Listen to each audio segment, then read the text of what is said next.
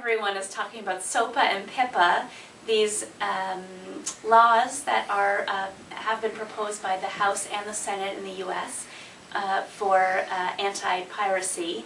And of course, what happens with any law is when something is proposed that makes sense in one area of the law, or maybe doesn't, but at least to some makes sense in one area, its implications in real life tend to seep into other areas. And I think that's where there's a lot of controversy, as many of these implications of the law actually play out in everyone's everyday lives, including studying or having access to information.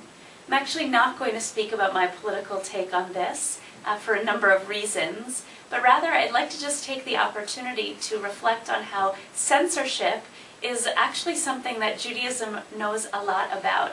And the reason we know a lot about it is probably twofold. Let me mention two ways in which we know a lot about it. The first actually has to do with the Talmud. You may or may not know that in the Talmud there is a lot of censorship at hand. And what is interesting about that censorship is that there's self-censorship, and then there's perhaps external, so internal versus external censorship. Here's an example. Instead of it saying when there's a law in the Talmud about worshiping other gods, instead of saying that in clear Hebrew, which might be avodah zarah, it actually speaks about avodah mezilot, or the worship of stars. And the reason for that is so as not to offend those who are not Jewish, and also not only not to offend, but also not to be censored by the non-Jewish authorities who are looking at our sacred books and wondering if there was something to be censored. So isn't that interesting? And finally, another example has to do with the fact that many times in history, the rabbis actually told the rest of the Jewish community what to read and what not to read. Greatest example of that is the Song of Songs.